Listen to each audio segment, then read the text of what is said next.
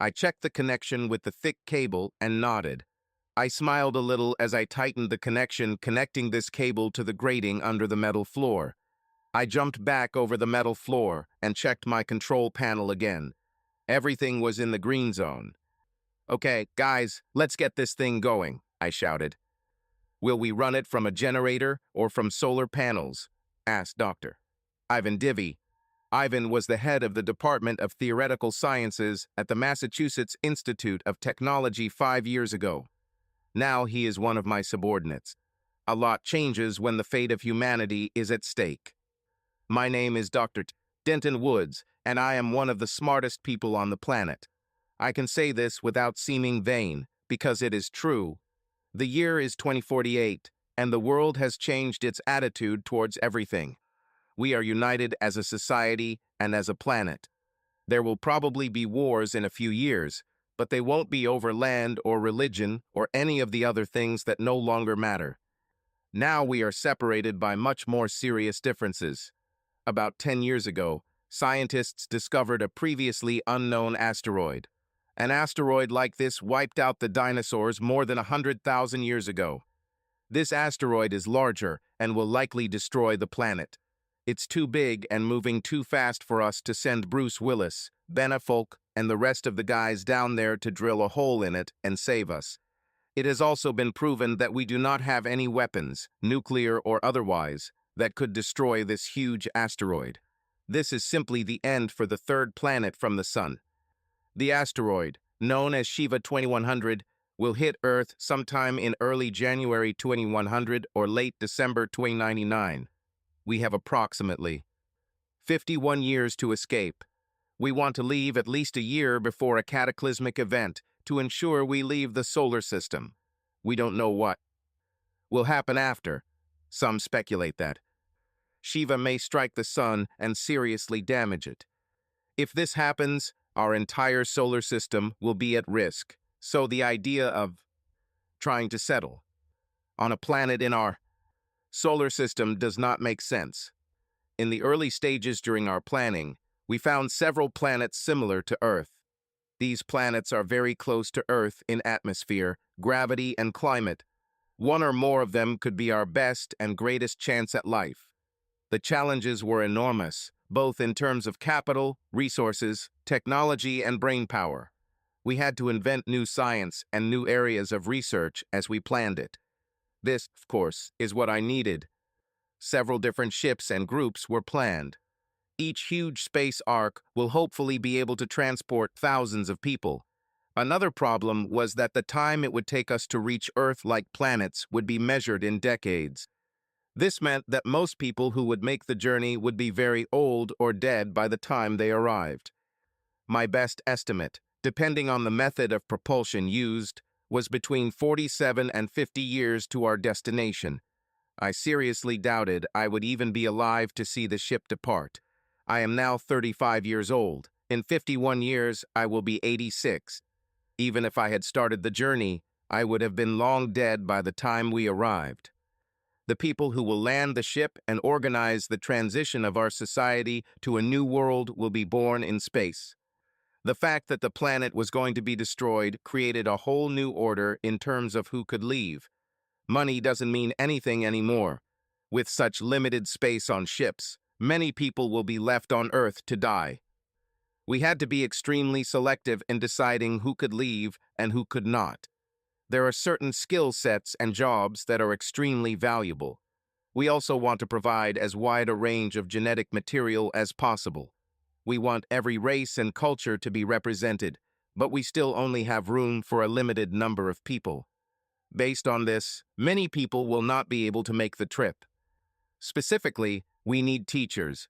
They will have the enormous responsibility of training the next generation, who will likely be born in space and take charge of the mission en route.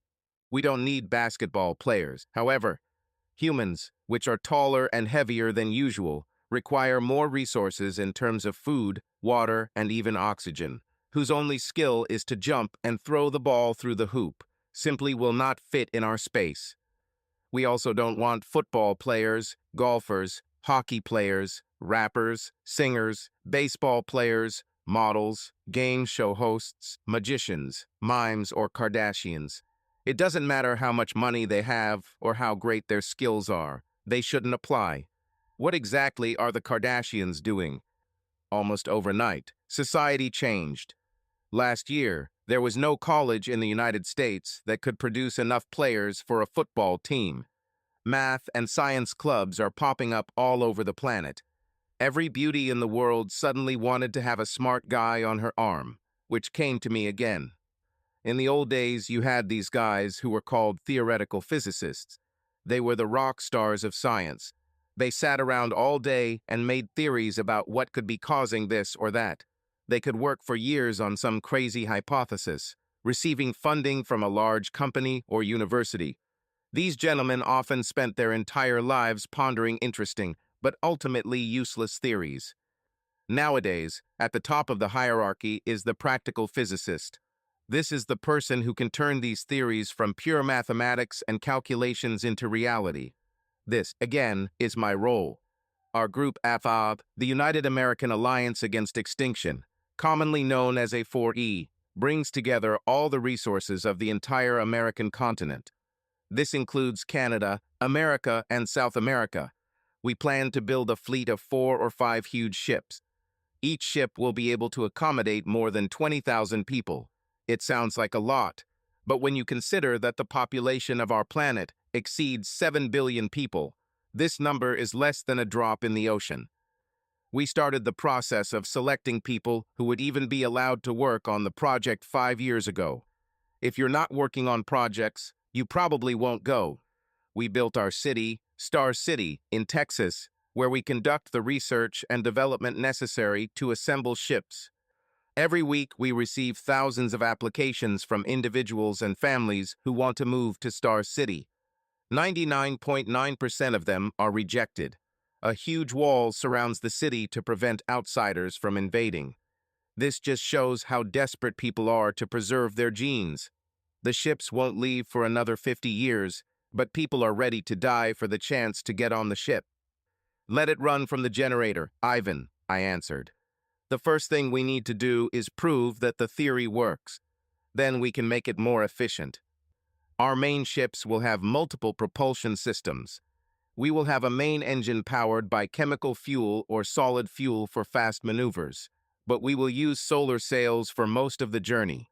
The ships will be built in space, eliminating the need for huge boosters. My current project involves shuttles. To save resources and so that we could cooperate in space, we needed to have some kind of transport device capable of making short jumps either between ships in space or from a ship to a planet. We have almost no problems with this anymore. One of the main problems we encountered was getting the shuttles onto the ship. For anyone who has seen Battlestar Galactica, the danger of boarding the ship is great.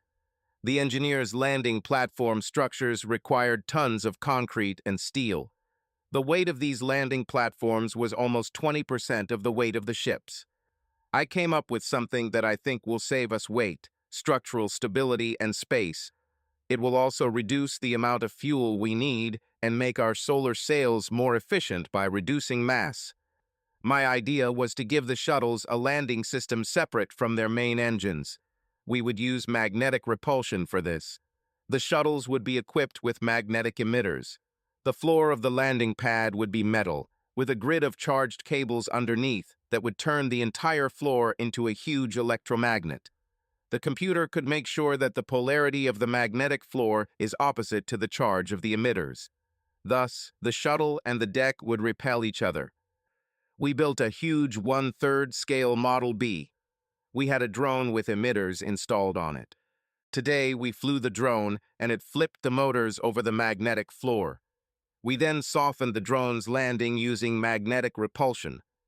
I watched as the drone took off from the other end of the hangar we were using as a laboratory. It flew smoothly and slowed down as it approached the magnetic floor. It approached the landing stage and its pilot, who was controlling the drone from a control panel at the other end of the building, stopped the engines and turned on the emitters. The drone didn't touch the floor, which was good and proved that the technology worked. But the drone skidded across the floor and crashed into a metal beam. Crap, I swore loudly. Harold, do you realize how much these damn things cost? His voice on the intercom was apologetic. I'm sorry, Dr. Woods, he said. Do you even remember what I told you? I asked. I distinctly remember telling you that you need to use reverse thrusters and emitters at the same time, because if you don't, the inertia of your landing will cause the ship to simply slide along the magnetic field like a damn air hockey disc. Do you remember this, Harold? Yes, Dr.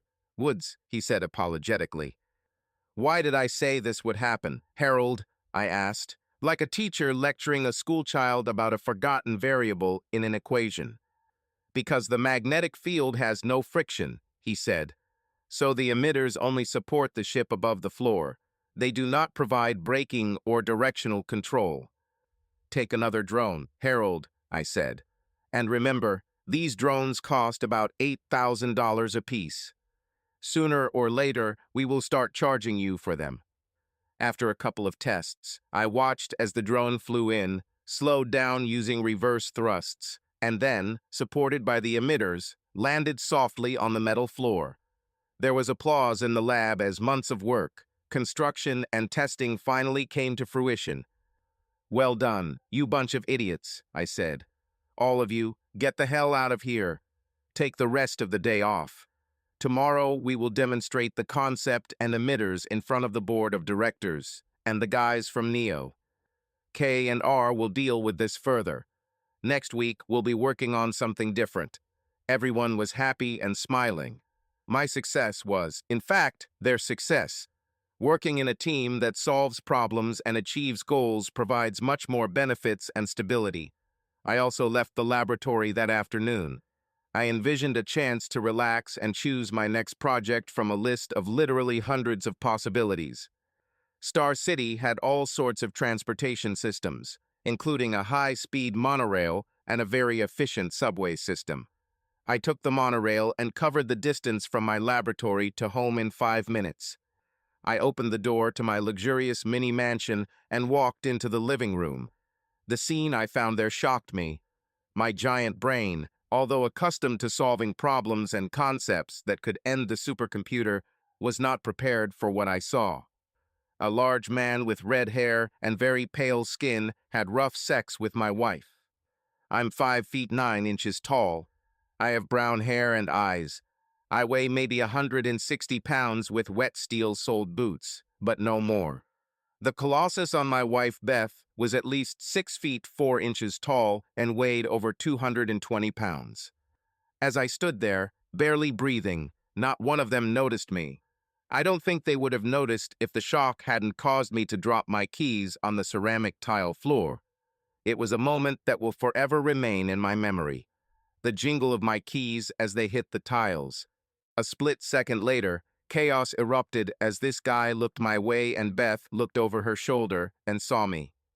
There was also this feeling of being punched in the stomach when my brain finally realized the situation. "Oh, damn," the guy said. "Darling, what are you doing at home?" asked my beautiful, cheating wife. Her eyes were wide open in shock. Then peace came over me. After all, my job is to solve problems. For this, I learned to document everything. I slowly took out my iPhone 85s and calmly took a photo of the two of them. I didn't know what to do yet, so I just looked at them. "Denton, you weren't supposed to come home for another few hours," Beth said, nervously. "I solved the problem with the magnetic emitters," I said. "I can do such things. I'm kind of smart, but apparently also stupid in some way." "Please don't tell me that your husband is some kind of scientist," the guy asked. He had a serious expression on his face in less than a second. "Wait a minute. You named him Denton, not Denton Woods?" He suddenly became angry with Beth. "You stupid fucking bitch," he blurted out. "I've been trying to settle my family here for over a year.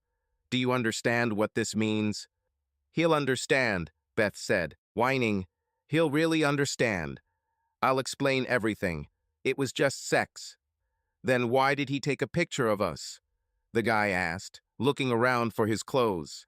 I walked out the still open door into my house and left them both trying to catch up with me. Paige. I tried so hard not to cry, but I couldn't.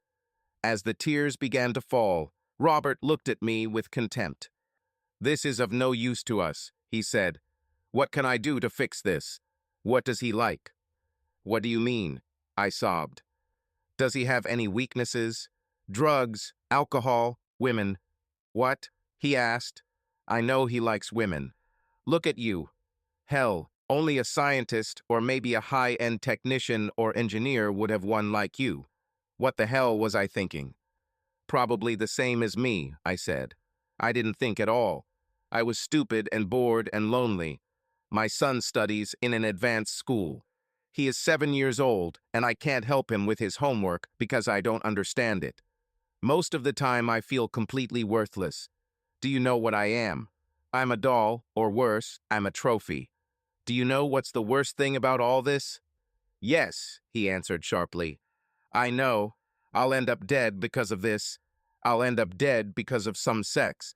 The worst thing is that I failed my wife and daughter again." "Why will you die?" I asked seriously. "Damn, you really are stupid," he snorted contemptuously. "These damn scientists are all such prima donnas. They're like rock stars. If you spite one of them, you will be thrown out of Star City. And honey, the outside world is complete chaos. I should know. I've only been here a few months, and it's like heaven. As soon as I received seniority, I would send for my wife and child. Now I will also find myself on the street."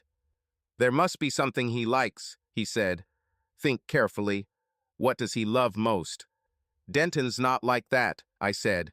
"He's a really good person. He cares about people. That's why he works so hard. The only things that mean anything to him are me and our son. I can't believe I hurt him like that." "Then why did you do it?" he asked. I sat down on the sofa. My thoughts were racing in 100 different directions.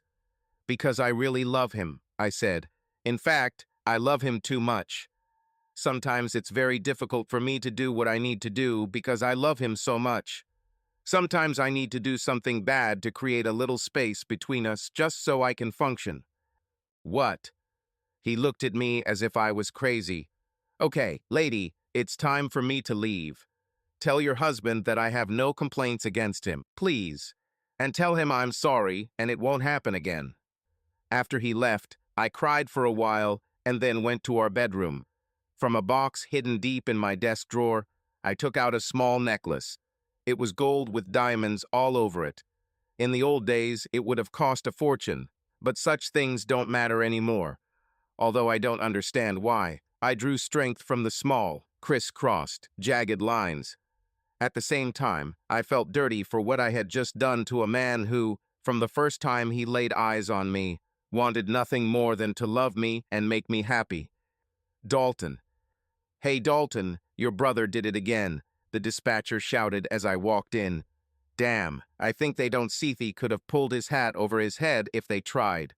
There are simply too many brains out there. Tell that bastard we need flying cars. I'm willing to bet he can handle it in a week. When I laid out all my equipment on the table, he looked at it as if something was missing. Ernie was our storekeeper. He's a short-tempered old man, but he's very good at his job. "Where is it?" he asked slyly. "Don't tell me you lost the damn thing." "She's right in front of you, Banks," I said. "I don't see her," he muttered. "If you could see her, it wouldn't be so invisible, would it?" I grinned. "Do you know where she is?" he asked. I nodded. "Well, could you be so kind as to turn it off so I can register it?" I extended my hand to the table next to him. I could feel the almost paper-thin material of the cloak. I turned it over, and it became visible. Then I climbed inside and turned it off. It took the form of a regular sleeveless hoodie. "My brother also invented the technology for these things," I said. "No bullshit," he muttered. "These are carbon nanotubes micrografted with inverted picopolymers," I said. "You yourself don't understand what this means, do you?" he asked. "No," I said, "but I know how to use it. My brother and his kid talk about these things all the time." "This nephew is probably 7 years old?" he asked. I simply nodded. "He'll be even smarter than Denton. They'll definitely take him into space," I said. He just nodded. "I'm Dalton Woods.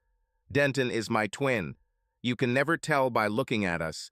Although we share some facial features, we are nothing alike. My brother studied and excelled academically from an early age, while I excelled physically. When we grew up, we helped each other. At first, he helped me with homework and assignments, while I helped him be less socially awkward. I brought girls home so the four of us could go on dates. Dan isn't a bad guy, so once most of these girls got to know him, they left happy.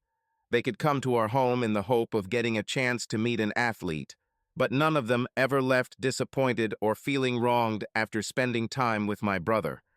Then the world turned its axis, and most women no longer cared how many kilograms I could lift on the bench press. They became much more interested in ick scores.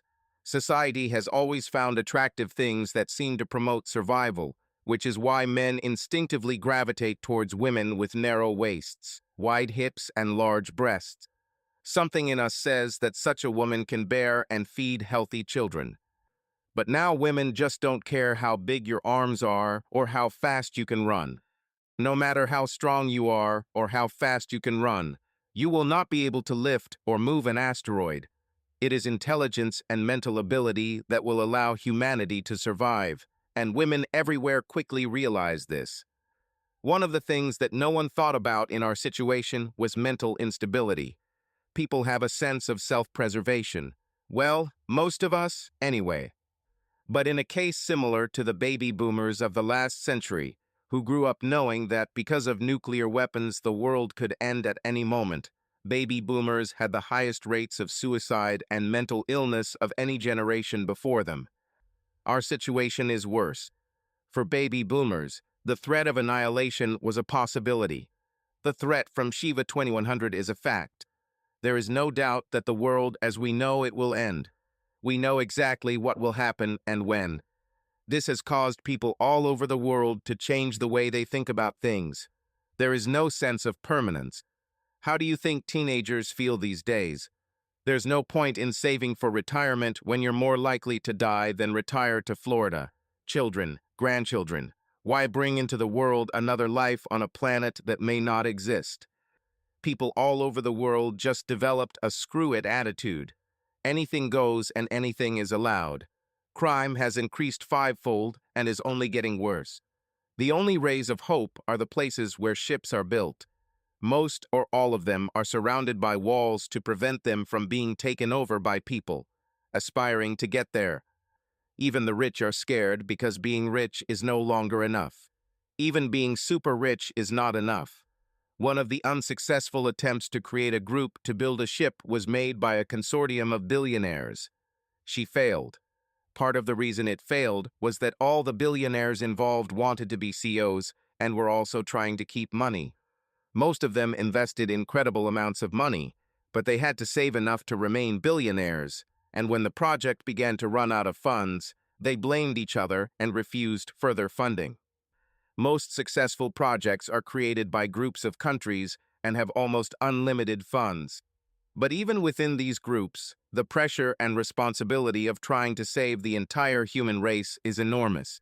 Quite a lot of people participating in them cannot withstand the pressure and break down. They are divided into two groups. The outer group consists of people who go crazy and become dangerous both for the project and for those around them.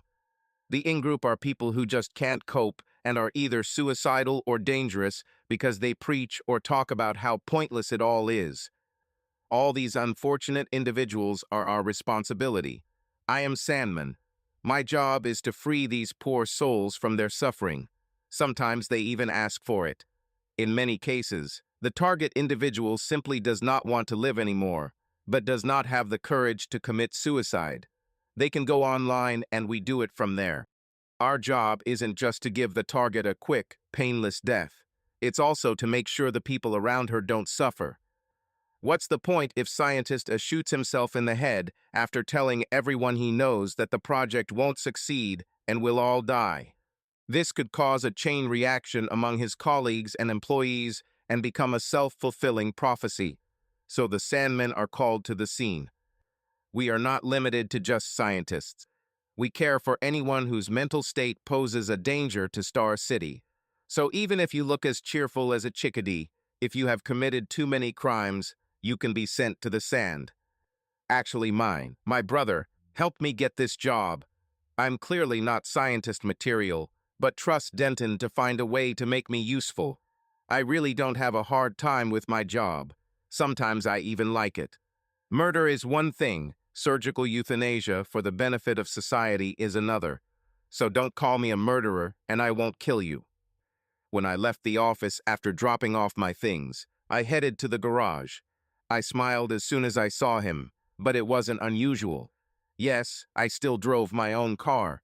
In my job, I can't afford to wait for the monorail or subway, and sometimes I need to get to places that are not on their tracks. I also don't need the taxi driver to be able to document or witness my movements. My car is a classic. This is a 35-year-old 2013 Mustang Shelby GT500.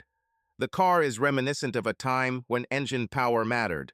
My beauty can still compete with those electronic things they ride on now, and I have fewer problems. The only major problem is that I have to travel to several places around town that sell petroleum products for commercial construction equipment. Several of them also use gasoline. Denton keeps telling me that when he gets the chance, he will re-engine my car so it can run on synthetic fuel. He also claims that my car will no longer make that infernal noise.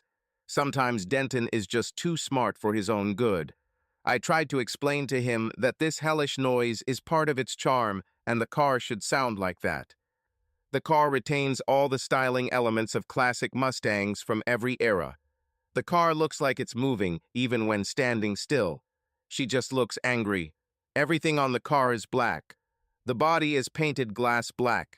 Running down the center are two flat black stripes edged with red to make them stand out against the glossier black background. The discs, brake calipers, and even my rotors are black. All my lights, markers, signals, and indicators have black lenses. When I started the car, everyone in the parking lot looked in my direction. Some smiled in recognition. Others smiled nervously with fear. I barely screeched as he rushed forward. I really couldn't afford a long, noisy spin. These tires are now almost impossible to find. Some people in the parking lot, mostly those who were afraid, were not only afraid of my car. Some of them acknowledged that the last letter on my license plate is an S, and what that means. Even the police stay away from Sandmen. Denton. I took the monorail and rode around the city. Looking out the windows at the glittering spires and domes of Star City, I knew what projects were in different areas because I had visited most of them from time to time. I saw where they are building a launch pad for the rockets that we will begin launching in a few years. It would probably be more truthful to say that I saw them, but I didn't actually see them. My mind was racing, but it wasn't trying to solve any problems other than my own right now. I thought the same word over and over again. Why? Why did Beth do this? She and our son Donnie are all that matters to me. I know every man says he loves his wife, but I love Beth.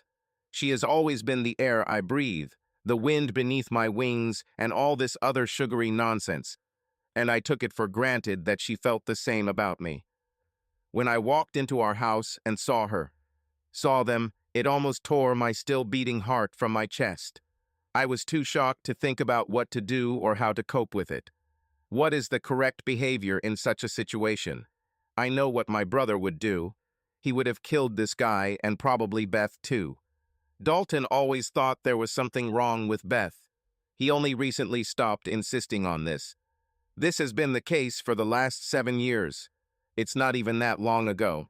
What changed his mind about her, or at least made him back down, was Donnie's birth. And, of course, the fact that Donnie was my clone from birth. Hospitals now automatically do DNA testing, and there was no doubt that Donnie was my son. I think that was enough to convince Dalton that my marriage was fine. I wonder what he will say now. In any case, I didn't rush in there and start waving my fists. Yes, if it turned out that it wasn't my ass that got slapped, what would that prove?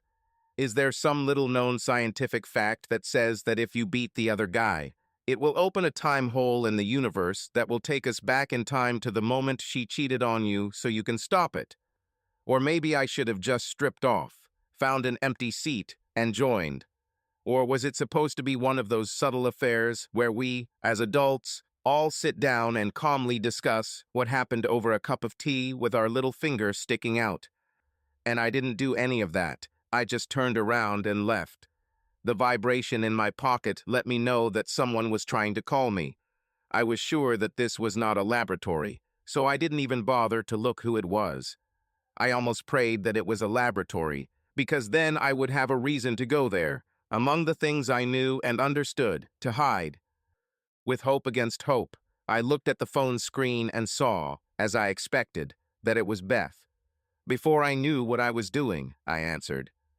"I'm going to pick Donnie up to spend time with him," I said coldly. "This will give you enough time to pack your things and leave." "Denton," she said between sobs, "where will I go? And why should I go somewhere? We need to talk, honey." "Beth, there's nothing to talk about," I told her. "This is not the Middle Ages. We don't need the church, if one still exists, to allow us to separate." She took a sharp breath that should have told me something. "We don't need to see a judge to get a divorce." It was again, not as harsh as the first time, but still noticeable. She couldn't hide anything from me, or so it seemed to me. I guessed what that meant, or at least I concluded that it wasn't why she thought we should get a divorce. The problem was that I wasn't sure I agreed with her. "I have to go, Beth," I said. "I just don't want to talk right now." As luck would have it, the monorail at that moment stopped in the area where Dalton lived. When we arrived at the station, which was only a few blocks from his apartment, I got out. I've always been very close to my brother, so maybe I was planning on going there. I went to his door and knocked. The screen on the door lit up, and I received a message saying he was not home. I was about to leave him a message that I had stopped by when his face appeared on the screen. "Hey, little brother," he said. He looked at me seriously and then asked, "What happened?" "I'm fine," I said. "I just came in." Before I could finish, he distantly opened the door for me. "I'll be home soon anyway," he said. "I'll be there in 5 minutes. Wait for me." I went in and sat down. I went through all of Dalton's things. He had all kinds of souvenirs from his childhood. He had photographs and trophies from his days playing football. If the NFL hadn't gone out of business, he probably would have played there for a living. Sometimes I was even surprised at how different my brother and I were. We were like two sides of the same coin.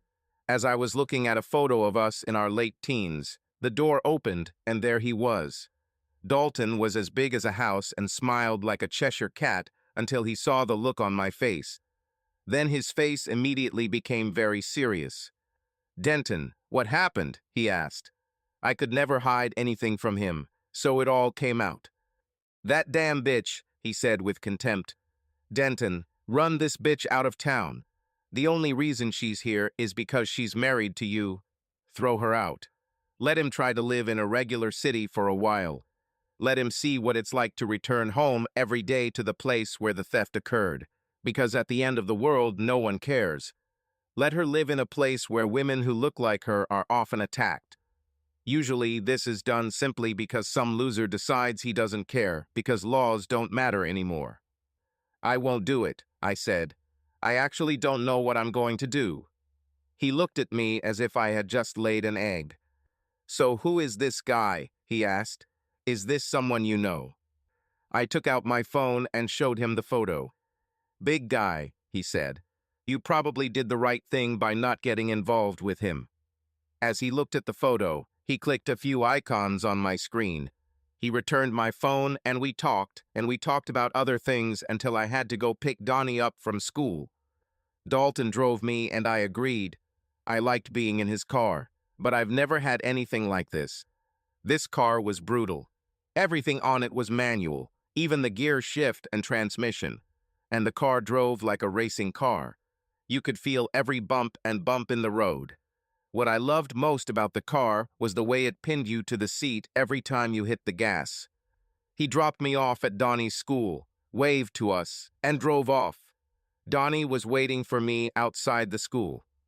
I didn't even have to ask him why he was already outside. They did the numbers, he said, so the teacher allowed me to leave early. Donnie, you need as much math as possible, I said. Dad, there are 7 of us, he said. I'm in 2nd grade. I don't go to classes. They learn numbers and basic addition and subtraction. They don't even know about division and multiplication yet. It's not math, it's just numbers. I am doing an apt calculation. What should I do with them? Don't move, Donnie, I warned. You can always learn something new. When you assume you know everything, you no longer learn, and when you stop learning, you might as well be dead. Was it Uncle Dalton? He asked. I nodded my head. We should have driven home in his car. I want to talk to him about a lot of things. Like what? I asked. Is the rumor true? He asked. Is Uncle Dalton really the Sandman? This is probably the coolest job in the world. Well, son, I doubt it, I said. No one knows exactly who the Sand people are. The rest of the way home, as usual, we talked about a variety of topics. We talked about math and physics and why girls are so annoying. We talked about the asteroid and the ship, how solar sails actually work, and why sports don't exist anymore. One of the things I liked about talking to my son was that he shared my curiosity about everything. There was also the fact that he understood most of what I was saying. This was rare, even among adults. I really felt like I could be myself around him, and not just because he was my son. The 30 minutes or so we spent walking and talking with Donnie made me completely forget about the problem that awaited me at home. The good times ended, however, as soon as I saw her standing in the doorway. It's funny how one of the most beautiful women on the planet can look like a beaten dog when guilt changes her features. Dalton. As soon as I left my brother, I took out my phone. When my brother showed me a photo of a man his cheating wife was having sex with in his living room, I quickly emailed the photo to myself. Although my phone was not as advanced as my brother's iPhone 85Z, it had some very specialized programs that made my job easier. One of these apps allowed me to send photos to the facial recognition software we used on the main computer at Sandmen headquarters. I uploaded the photo, and within seconds I had his ID. His name was Robert Lynch, and he worked in construction. After waiting a few more moments, I found out where he was. The computer connected to security cameras throughout Star City. Less than 10 minutes earlier, a camera outside a bar at the southwest end of Main Street had caught him. I was there in less than 6 minutes. He was leaning on the bar, loudly talking about how stupid women were. I walked right up to the bar and pushed it. Hey, watch yourself, buddy, he said indignantly. Then he returned to his conversation. I ordered a beer and took a sip. Then he started. Wow, I said loudly. I didn't even know it was a bar for men with same-sex relationships. Every head in the room suddenly turned and looked at me. What are you talking about? He asked loudly. Well, you sit here, complaining about women. It sounds like you prefer spending time with men. The guys at the table by the bar moved away and pushed away their drinks. There's nothing wrong with loving men, I said. You guys are fine in my book. You are just like everyone else. I'm not like that, he shouted. Oh, are you still in the closet? I asked. I'm not like that, he shouted again. I like women. What do you have? A woman's private place? I asked. It means you don't like men and trans. Before the word left my mouth, he clenched his fist and punched me in the jaw. I easily caught his fist and punched him in the stomach as hard as I could. He leaned over my fist, and I pulled it back and hit him again in the same place. This time, instead of just exhaling, he vomited the contents of his stomach. I straightened him out and hit him right in the mouth. His head snapped back, and he fell like a sack of potatoes. The entire bar fell silent. The guard ran up. He looked at me and then told one of the other guys to call the police. I took the badge out of my pocket. Unlike the police ones, my badge was completely black. The man with the phone dropped it on the table. The other guard began to retreat. I took out my phone and used it to scan the bar. "I have a video of all your faces," I said. "If any of you tell anyone what happened here." I let my words drag on. I walked towards the door, stopping when I reached it. "You should know that I am too lazy to try to find out which of you spoke. So each of you can be visited." The moment that seemed like an eternity after the tall, strong man left the bar dragged on for hours. None of the bar patrons said a word, fearing that the man would return. Some cursed their luck. It was their first time in this bar, and definitely their last. Regular customers exchanged frightened glances. They knew each other and were already trying to figure out which of them might say something. Looking at the huge man, who was just beginning to come to his senses, the bartender spoke. "None of you bastards have to say anything," he spat. "I have a wife and children, and the Sandys don't joke. They don't bluff or lie. I'm not going to die in my sleep because of this thing." He pointed to the man on the floor. "Talk about what?" asked one of the guests. "I have no idea what you're talking about," said another as he finished drinking his beer. The man on the floor assumed a sitting position. He rubbed his sore mouth and jaw. His lower lip is already swollen. "Did you see what that guy did here? Someone will call the cops. I'll send him to jail," he mumbled through swollen lips. "Someone say something, damn it," he said angrily. "About what, buddy?" the guy asked calmly, drinking beer. "Yes," said another. "You came here complaining about women, and then you started banging your head against the wall and knocked yourself out. It was pretty funny." "That didn't happen," the man on the floor shouted loudly. "I was attacked." "By whom?" asked the bartender. "My concrete wall. Son, some of us just can't drink. Know your limits. Now go home and get some sleep. There's nothing left for you to do in the bar." Robert Lynch rose from the floor. He had a headache. "My mouth hurts. Damn, my whole body hurts. This day was complete crap. Everything went wrong when he met that blonde. This may not be a coincidence. He knew that scientists could do a lot. They had a lot of influence. The blonde insisted that her husband would not do anything, but perhaps she was mistaken. Perhaps her husband sent this gorilla to do something that he himself did not dare to do. Maybe the little man was going to send an army of thugs to eliminate Robert, or maybe that was it. Robert needed to know. Was this guy a warning that Robert should get out of town, or was that all? He really needed to understand what his situation was. Page. When I heard the warning bells of the front door opening, I jumped up and ran towards the doorway. My son, Donnie, walked in, still talking to his father. Donnie was a very gifted boy, and the world needed him as much as his father needed him now. I had my own theory about why they were born, but I had not yet shared it with anyone. I looked at them before they noticed me. They were so similar that no one could confuse them with anyone other than father and son. Despite my mission, perhaps in spite of her, I loved Denton Woods. I loved him so deeply that sometimes it felt like I couldn't breathe. This should never have happened. I didn't mean to fall in love with Denton Woods. In fact, I tried my best to avoid it. But when he looked at me with his deep, soul-filled eyes, his pain became my pain. Denton was not a 6-foot, 200-pound, beefy hunk of a man with rock-hard muscles. He was 5 feet 9 inches tall, an average-looking guy. But Denton had another strength. He could figure out anything. He had a brain more powerful than all the muscles of Hercules combined. But that was not all. I fell in love with his ability to empathize. Denton, more than anyone else on the planet, made me feel special and important.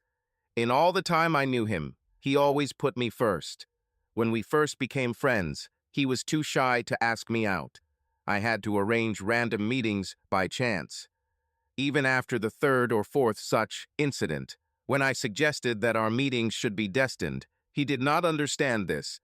He even backed away from me and assured me that he was not stalking me or trying to arrange meetings.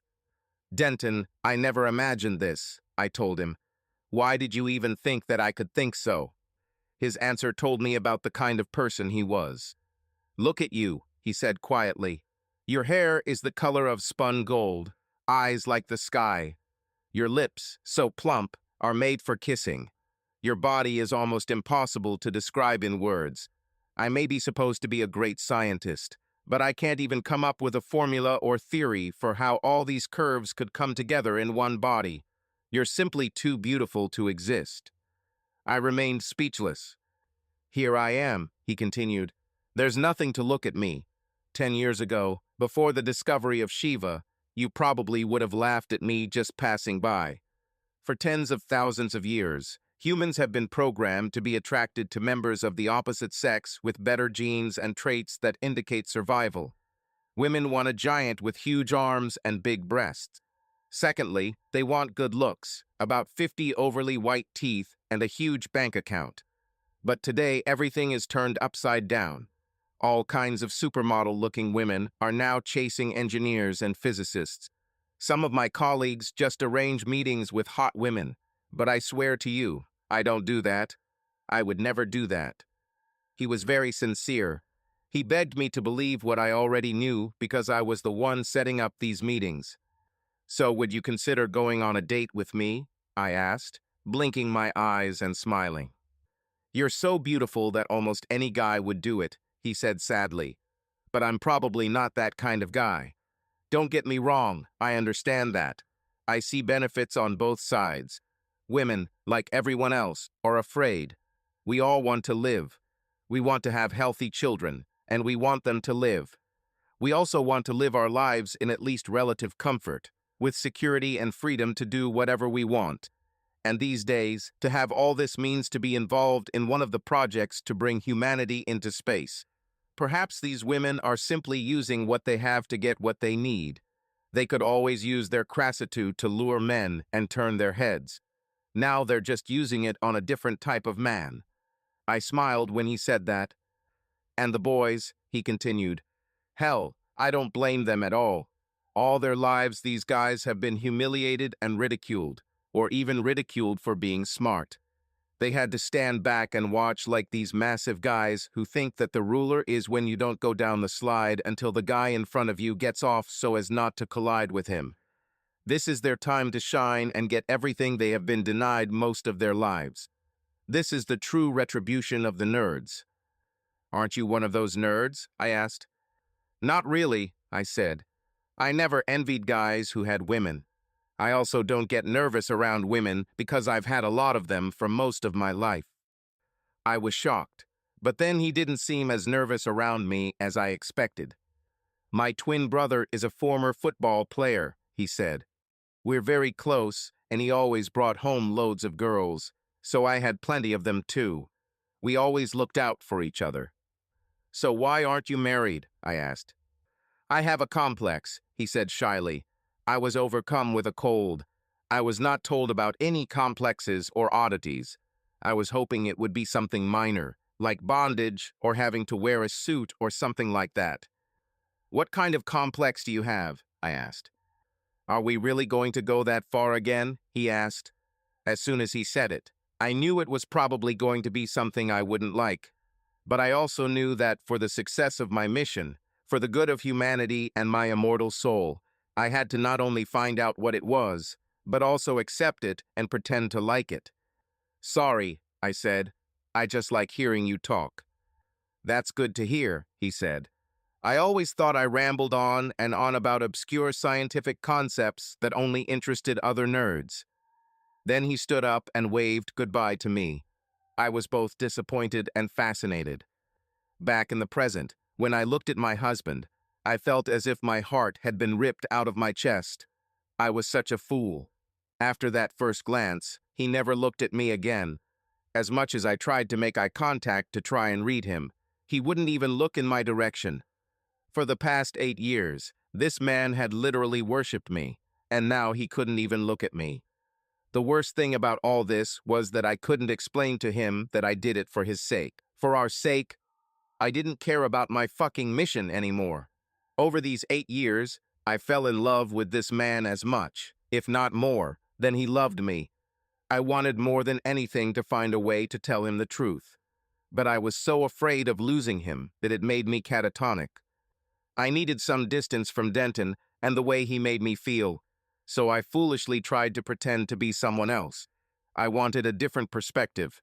I picked up this nameless idiot spontaneously, and I don't even know why. I was told that my bosses were afraid that I was losing emotional distance from the subject. They were afraid that I might do what I had already done a long time ago. Long story short, they told me I had to go out and sleep with other men to make sure I didn't fall in love with Denton. In fact, I had to do it regularly for this very reason. Somewhere along the way I stopped doing that and, as they assumed, fell in love with him.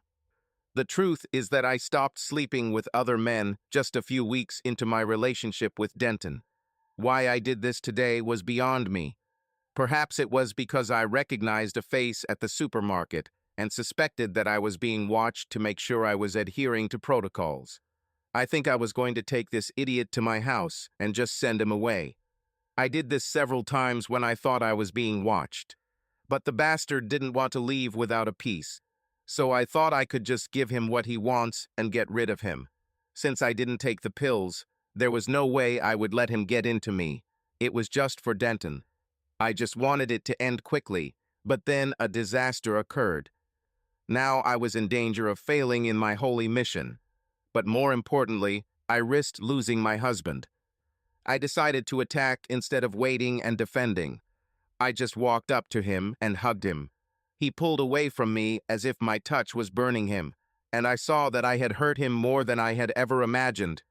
I really can't say that was the case because if he ever did to me what he thinks I did to him, it would crush me too.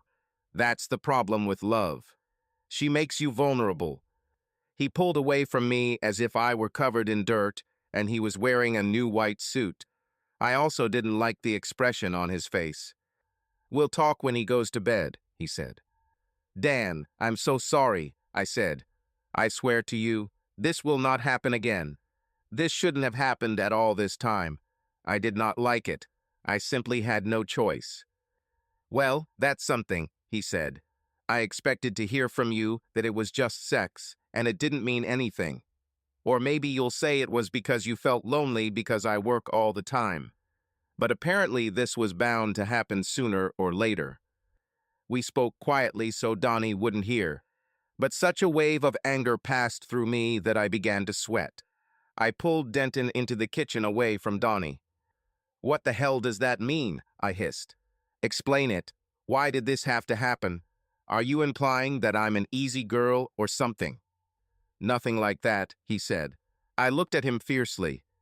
Then I started. "Beth, look at you," he said. "And look at me. Sooner or later, you will obviously get tired of me or get bored with me. I'm just surprised it took 8 years.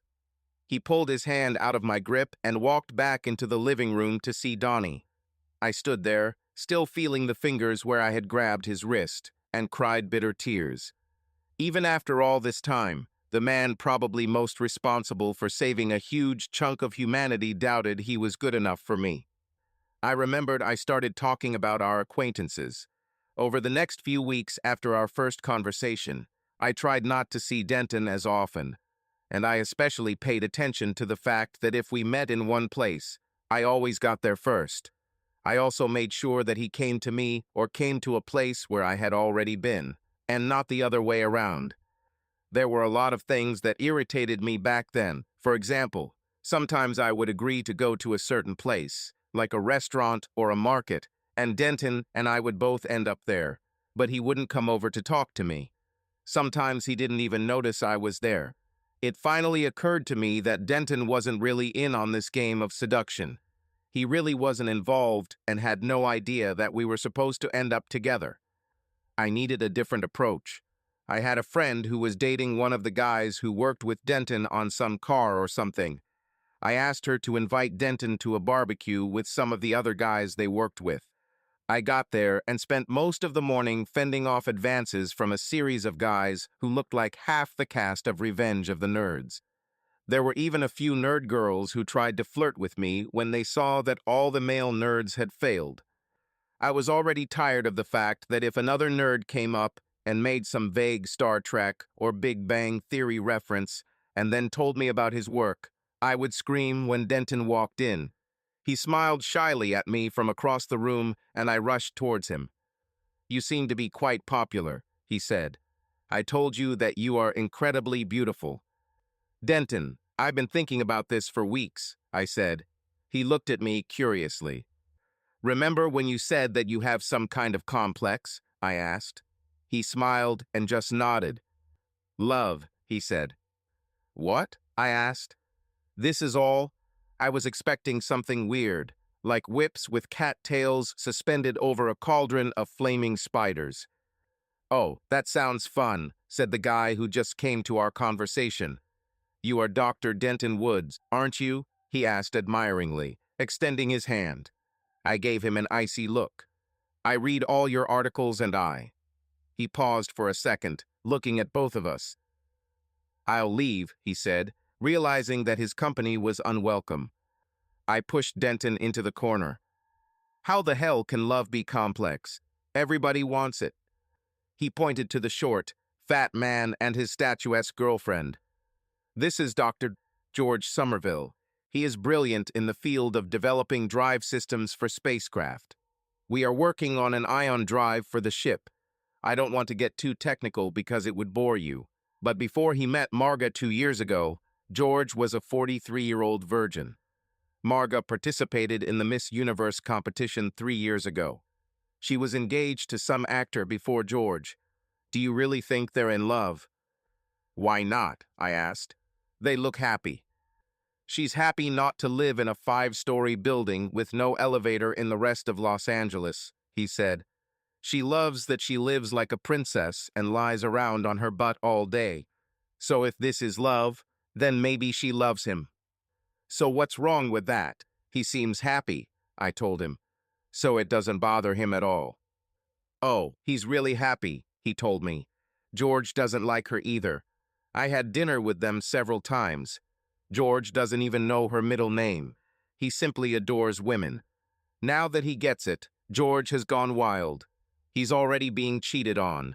It wouldn't surprise me if he leaves her soon for someone younger and more extreme. Or maybe this time he will choose someone more beautiful." He looked at me curiously. "Nobody wants to be lonely," I said. "You can't blame them. They just use what they have to get what they need." "I don't blame them," he smiled. "I just don't want to join them." "You're confusing me," I said irritably. "It really didn't go as easily as it should have. I thought you said you had a complex for love." He just smiled and nodded. "If you can't dazzle them with brilliance, baffle them with bullshit, right?" I said. Then he looked at me with bewilderment. "If you want love, then why are you alone?" I asked. "It seems like a mismatch." "Because I want real love," he said. "I don't need a woman who is indifferent to me. Why would I end up with a stranger just because she was born with 2 huge soft melons on her chest and a sweet smile? I would rather be with a short, fat woman with bad teeth who loves me so much that she glows with happiness every time she sees me. I need a woman who knows all my shortcomings and mistakes and loves me despite them. I want a woman who laughs when I burn down the kitchen trying to make a lightsaber, and who kisses me even when I'm wearing Spock ears, and it's not Halloween and we're not at a costume party." I'm not sure, but I think at that moment I fell head over heels in love with him. "Good luck searching," I said sarcastically. "Let's eat." I tried to change the subject, but deep down I thought that I really could be that girl. And on an even deeper level, I wanted to be that girl. During dinner, Donnie chatted enthusiastically about various topics. Denton answered all his questions and shared his excitement. I told Donnie to drink the milk. He said he wanted a soda, and that he should actually drink soda because its chemical composition was completely synthetic, and since there probably wouldn't be any live animals on the ships, he should get used to it. He looked at me, expecting an answer based on logic and common sense. "Drink your milk," I said. "Why?" he hummed after dinner, during which the two of them played video games until it was time for Donnie to go to bed. Denton followed him to his room as usual. I lightly touched his shoulder and told him that he should light a fire so we could be cozy while we talked, and I would put Donnie to bed because I hadn't spent enough time with him since they got home. He nodded and went again to light a fire. Donnie had already put on his Starfleet pajamas himself, but he did it wrong. The pants were backwards. The zipper was in the back. Apparently, he has not yet grown out from under his mother's wing. "Mom, is Uncle Dalton really the Sandman?" he asked. "I don't know," I replied. "Why do you ask?" "I think I want to be the Sandman," he said. I was shocked. "I thought you wanted to be a scientist like your father," I said. "It's probably my second choice," he said. "But why do you want to be Sandman?" I asked. He looked at me and shuddered. "I'd rather be one of them than have one of those. Sorry, Mom, guys come after me," he said seriously. "Donnie," I said in shock, "we don't use that kind of language. Where did you hear this word?" "From Mr. Bookman," he said. "He's a janitor at school."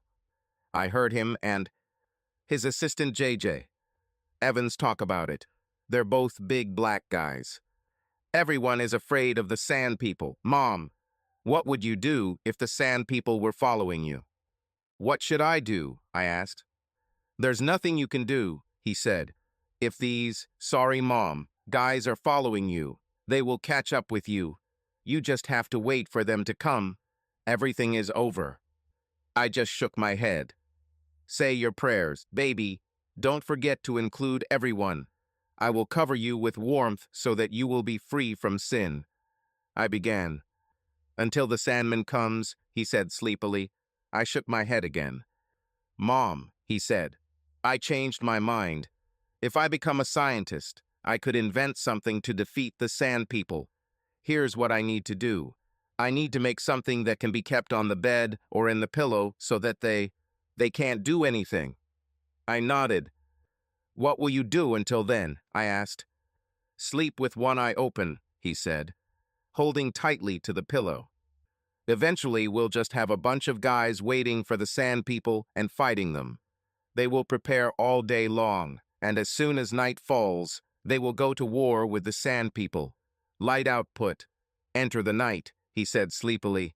He was so sleepy that he could hardly hold eyes open. "I'll stay here with you, Donnie," I said. "I will guard your sleep. Your father and I will never allow anyone, the Sand People or anyone else, to harm you. Take my hand. We're going to Neverland." In less than 5 minutes, he was asleep. I needed to talk to his teacher about the school janitors, but there was a more serious problem. Perhaps Donnie had simply outgrown this school. He had so much time to wander around the building and interact with the janitors because he was so ahead of his class in most subjects that they didn't know what to do with him. As I was leaving Donnie's room, I ran into my husband. "You really need to stop this now," he said softly. "Damn, I don't know how he knew what your brother was doing." "I never told him," I said, "but everyone is a little afraid of the Sand People." "Don't," Denton said, shaking his head. "Most people have the wrong idea. Sand People are not killers. They only help people who want it themselves. You must ask for their services. They never killed anyone who didn't want to." "As you know," I said. "That's not what I was talking about anyway," he said. "He's getting too old for stories and prayers." "But not too old for Star Trek pajamas?" I asked. "Star Trek is based on science and the exploration of human potential," he said. "These are concepts that will help us leave this dying planet and expand its mind. Religion is pure bullshit and will only keep us in place by creating a false sense of hope. A group of people on their knees praying to a God who may or may not exist will not save us. We need to save ourselves, and religion is no help in this." We went into our living room and sat on the sofa. "So how long until you leave?" he asked. I looked at him in surprise. How soon will you make me leave? I asked. He looked at me with an expression on his face that reflected my own bewilderment. I assumed you would want to be with the one you love, he said. I'll leave Donnie with me, of course. I don't have a lover, idiot, if you don't for me. And I really want to be with you because I love you with all my heart. And why should Donnie stay with you? I asked. Come on, Beth, he said. We both know Donnie is special. He needs to be surrounded by people and things that will develop his mind and his skills. I could do that too, I said. Not as easy as me, he said. What would you do? Let him help you cook. All I have to do is start taking it with me to work. I don't want him to grow up to be a botanist, I said. What do you want for him? He asked. Denton, we know and communicate with many scientists. We have no choice. Haven't you noticed that there is something wrong with each of them? I don't want my baby to be like this. I want him to be like you. You are the smartest of them all, but you are also a complete person. You put people first. You, Denton, you're special. Yes, he said sarcastically. I am so special that the woman I love the most should cheat on me. I started crying, and he just hugged me while I cried. What do you want, Beth? He asked. Denton, what I want most is for us to forget that this happened. It was a deviation, like in your experiments. In this case, it was paying off an old debt from before we were together. It's over and won't happen again, and I just wish we could forget about it and move on. I love only you, Denton. You must understand this. Denton, I would die before I hurt you again. What do you want, Denton? Do you want me to leave? Because if so, you don't need to send the sand people after me. Just tell me you don't love me and I'll disappear. Maybe you should send them after all, because I don't want to live without you. Beth, I can't send the sand people anywhere, he sighed. I don't control them. I just looked at him, hoping that my love for him was visible in my eyes. Okay, he said, it will take me a while to get over this, but I will try. My heart almost burst with happiness. I rushed towards him, and he pushed me away. Beth, I said it would take time, he said. Us trust will need to be restored. It takes time. We'll need to rebuild our intimacy, and even then I'll probably still see images of you, bent over, and him. He stopped and shook his head. It takes time. We may need counseling. The next morning I woke up furious. Denton has already left. He was probably already at work in his laboratory. Donnie was already dressed and playing his video game. The remains of his breakfast were on the kitchen table. I watched him and smiled. With the new morning, every trace of his fear is forgotten. No thoughts about the sand people interfered with his play. Night out, light in. Life goes on with the coming of dawn. My smile faded as I thought about his future. Will he be like his father? Large projects continued, but smaller and mid-sized ones regularly failed. Every day more and more responsibilities fell on my husband's shoulders. He literally carried the weight of the world, and still did it with a smile on his face and joy in his heart. He was a symbol of hope for more people than I can count. He supervised more projects than anyone knew. In addition to his scientific knowledge, he had a gift for seeing the big picture. He could instantly tell which sentences were useful and which were vanity or simply pointless. He could do it like there was no pressure on him because Denton is not like the rest of us. Denton is fearless. Denton isn't afraid of the asteroid. He is not afraid of dying in 51 years. Denton is afraid to die now. He always tells me that if the project is successful and we save humanity, it will all be in vain if he wastes the time he and I have together. Denton lives in the present. Unlike my leaders, Denton doesn't worry about the afterlife. Denton often tells me that heaven is not so far away. He sees it every time he looks into my eyes. His version of heaven is to be married to me and do his science. For a long time, I was sandwiched between a rock and a heavy place. I was trying to find a middle ground in a war that had not yet been declared. Yesterday, I made a terrible mistake trying to play both sides. It almost cost me everything. It made me choose a side, and I did Drala. I chose Denton. Today, I intend to resign from those who put me in this position and return to the business of inspiring my husband. I need to return to him that light in his eyes that dimmed so much yesterday when he saw me with that man. I'm sure there will be threats and counterattacks, but in the end, they will have to let me go. I'm just one woman, and they have too much at stake to risk everything on me. For Denton. To Denton, I am everything. He showed it to me yesterday. Denton is a proud man, but he put his pride aside for me. He could easily send me away and already have 2 or 3 young, beautiful women in my place. But he left me, even after what I did, because he loves me. Now this is all eating him up inside because he doubts whether I love him. But he shouldn't, because I may have made a mistake, but from now on it's us together against the world. I will stand with him against life, against death, against God, if necessary. Until death, we will not be separated. Donnie stood up and grabbed his school bag when he heard the school bus horn outside. "Bye, Mom," he said, hugging me. I was preparing for my last meeting. An hour later, just as I was about to leave, the doorbell rang. I wasn't expecting anyone, so it was a surprise. When I approached the door, horror filled me. Looking through the peephole, I saw that it was the same guy from yesterday. "What do you need?" I asked through the door. "We need to talk," he shouted. "Can I come in?" "Hell no," I shouted back. "This is really important," he shouted. "It takes only a few minutes." "Wait on the porch," I shouted back. I grabbed my purse and coat and walked out the door, locking it behind me.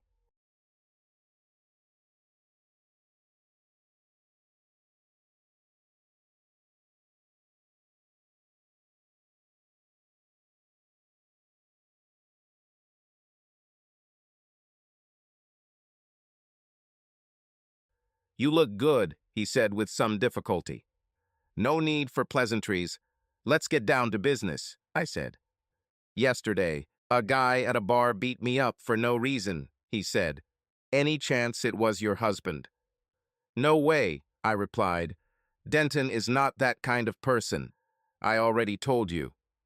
"What did he do to you?" he asked. "Which I probably don't deserve," I said.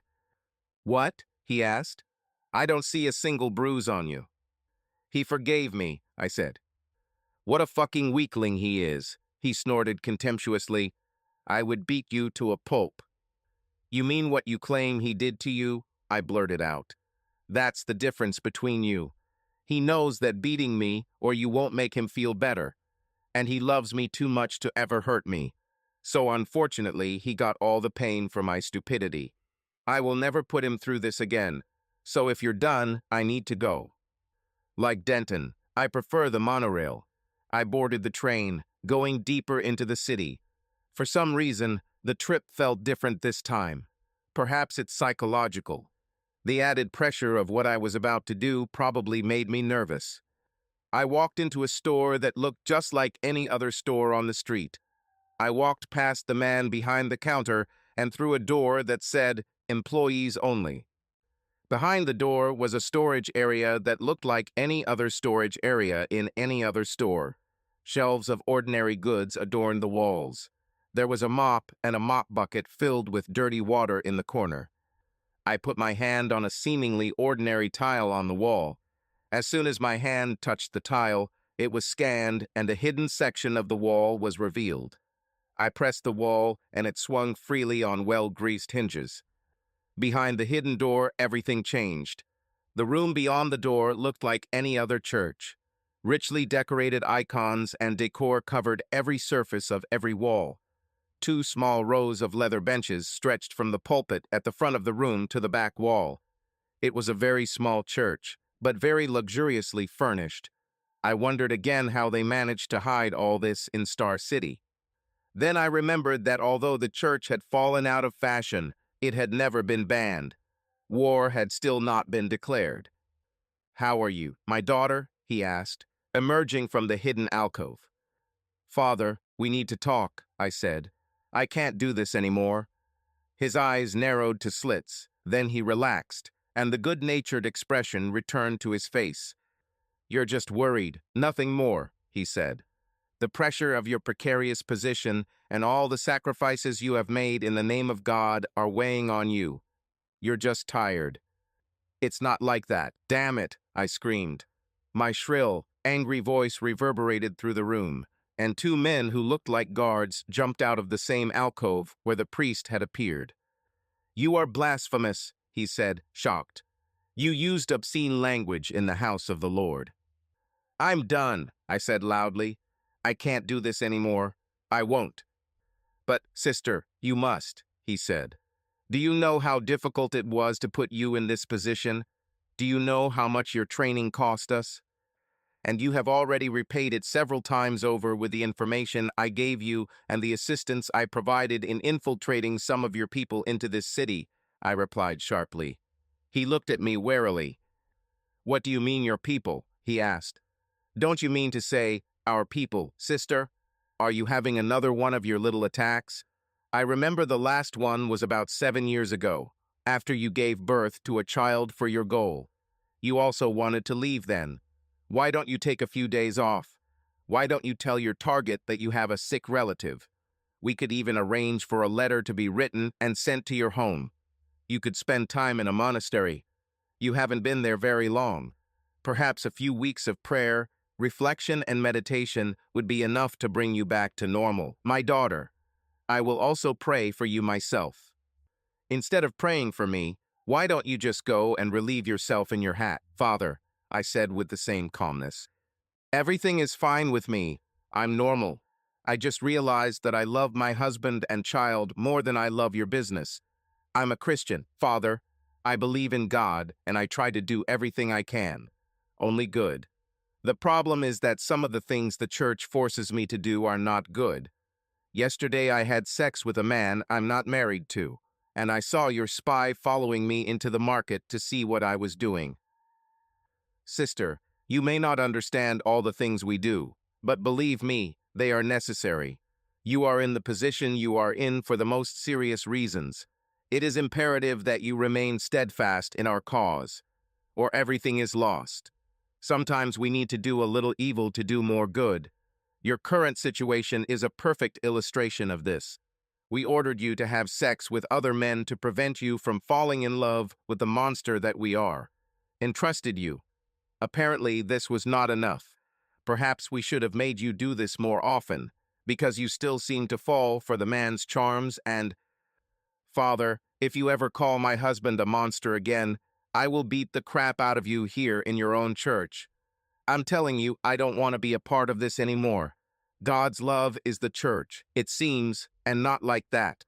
Adultery is a sin, so why did you make me do it? What good does it do to my soul to break the commandments? Sister, this is not about saving your soul, he hissed. This is about saving the church. Well, maybe the church doesn't need saving, I hissed back. If the church stoops to breaking the commandments just to continue, what good is that? When did the church rise above the believers? Sister, you need a break, he said in a quiet voice. Father, I'm finished, I said in response. I'm leaving. I just want to live my life with my husband and son. The husband you wouldn't have met if it weren't for us, he chuckled. A child you wouldn't have had without the husband we provided. You owe us your family and your life. And that's why I won't let all your little intrigues fall apart around you, I said. But I will not help you or report to you ever again. In that case, sister, he said, you need to be very careful. If I were you, I'd probably just try to disappear. Perhaps your husband won't be so forgiving when an anonymous article appears on the internet that mentions you and your questionable past. Then we are at an impasse. Father, I said, because as you seem to imply, when this article appears, I will probably lose my family, but I will tell my husband everything I know about your church, every meeting place, every nun who married or interacted with her. Scientist, I'll tell them your goals and the whole damn plan. I will ignite a war between the church and science that will make the persecution of scientists during the Renaissance seem boring, And this time there will be no Galileo. This time science will win.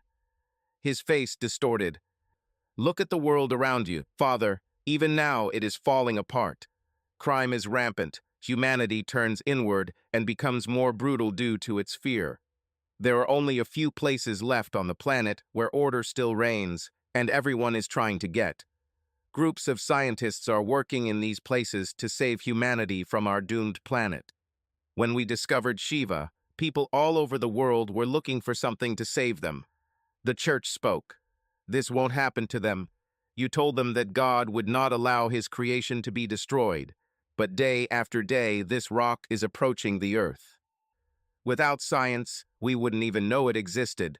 After a while, Hail Marys and prayers could no longer calm the public. So what did they do in their rage? They demolished all the churches and synagogues, and all other religious institutions they found. They threw them away in favor of something more concrete. So now you are hiding like cockroaches on the fringes of society. Father, you cannot afford to go to war with me. My husband will destroy your church. You called him a monster, and maybe you're right. But for now, the monster is meek and resting. In this state, the monster is not your enemy. He doesn't even notice the cockroaches. But if you wake the monster, especially if you provoke his wrath by threatening what he loves, and Father, make no mistake, my husband loves me. That monster will eat you for lunch. But, sister, he faltered. Don't call me that again, I said. I already told you, I left. My name is Beth Woods, and if it comes to the extreme, I will go to hell with my husband. The hand of God will strike you, he hissed, and she will save us all. Not scientists. They will fail. You'll see, bitch. Father, have you ever thought that maybe God has already shown his hand in saving us? I asked. Maybe God sent us my husband and my son to get us off this doomed planet. Maybe God sent Denton Woods like he sent Moses. I guess you don't want it to be true, do you? Because if that were the case, then you would be fighting against God yourself, wouldn't you? With those last words as a parting shot, I stood up and left. I felt better than I had in years. Something inside me told me that I had made the right decision. What I didn't know was that I was being followed from the moment I left the house. Dalton. I couldn't believe this bitch. First, she cheated on my brother. He caught her cheating with this loser in his house. In the same house where my nephew lives. At least the bastard could have taken her to his place or a motel. But it was just too much. When I talked to Denton on the phone this morning, and he told me he loved her and was trying to make things work, my cereal nearly made me sick. She cheated on him, and he's giving her another chance. I just didn't understand why. Denton could have any woman. Of course, Beth is beautiful, and even after giving birth, she has a figure like an anime sex goddess, but it can be replaced. And how she repaid him. First, she brought the same bastard with whom she cheated on him the previous day home again. Then she went to some store in the front zone of a questionable area. I followed her into a one-room shop where she disappeared, only to reappear half an hour later. Something strange was happening there. When she reappeared, coming out of nowhere because I was standing to the side outside the store, and there was no way she had been in that closet the whole time. She had a smile on her face like someone who had just had sex. I knew what I needed to do. Denton won't like it, but I had to save my brother from himself. There was simply no way I was going to let this bitch or her lover continue to live and humiliate my brother. I went home to sleep as I would definitely have to work that night. When I lay in bed, sleep did not come. It was more than just light coming through the windows. Over the years of working at night, I have taught my body to sleep when it needs to. There was something here that I was missing. The reason for my insomnia was that something wasn't adding up. When I finally fell asleep, I was no closer to the answers I was looking for. 4 hours later, just as darkness began to envelop Star City, the growl of my Mustang announced my presence as I parked behind the headquarters. I entered the building and shuffled through a pile of papers, shaking my head as if I was about to embark on yet another assignment.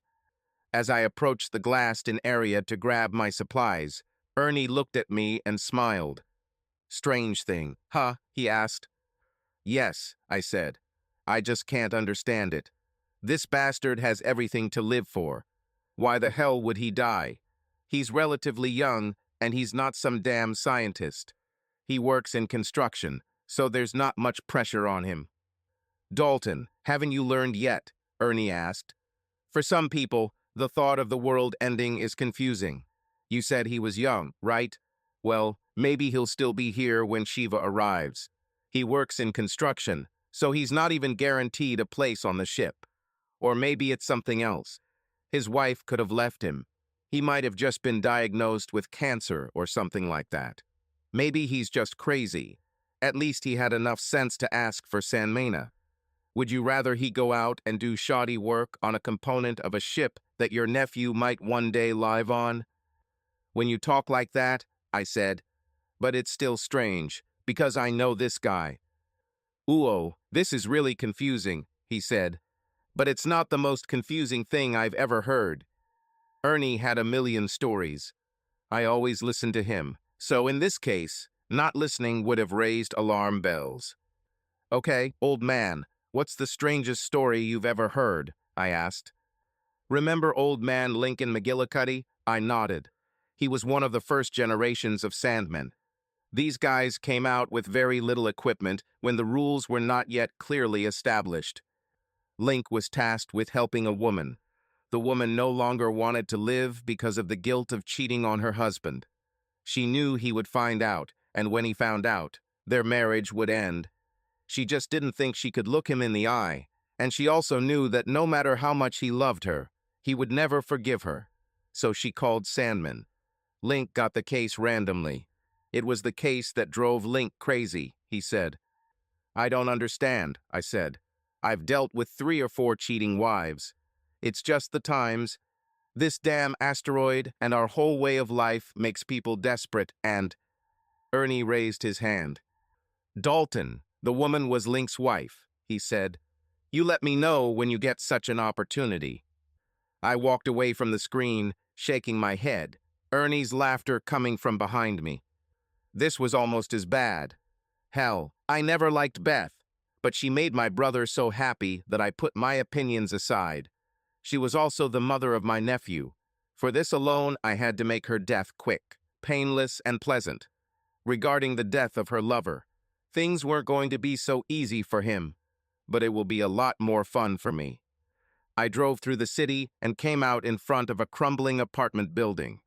Looking at the building, I could tell that it was once beautiful. The problem, as with many things, was that the residents simply didn't care.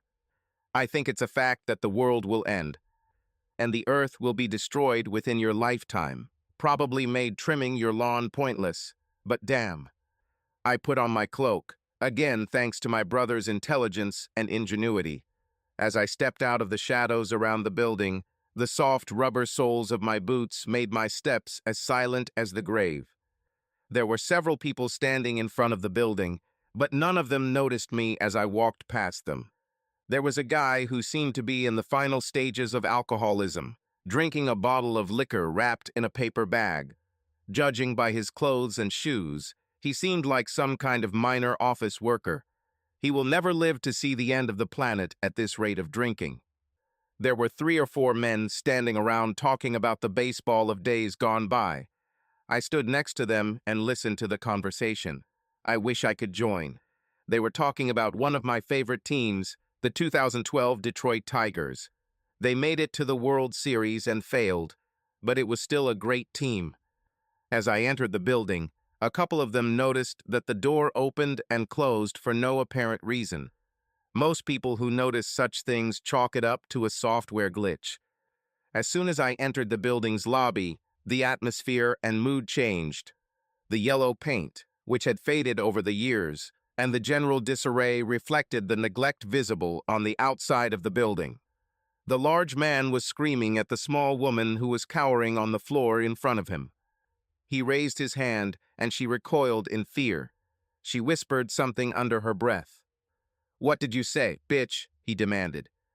"I said that someday someone will hit you the same way you hit me," she said defiantly.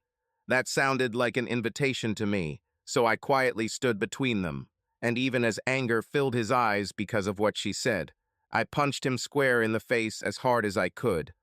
Then, as a follow-up, I kicked him in the groin. He doubled over and vomited on the floor because the pain was so bad. I noticed a small smile on the woman's face as she walked over to check on him. "Witch," he sobbed. "I was told that there are witches in your family. Leave me at peace. Live as you want. Just don't hurt me anymore." I quietly walked up the stairs to the third floor. I didn't trust the elevator in this building. I found the apartment I was looking for and took out my phone. The app on my phone scanned the lock, took identification numbers, and accessed the company website to obtain a master access code. It also disabled the bells that would indicate the door was unlocked. I carefully opened the door, peering into the widening gap between the door and frame to make sure no one was in the room.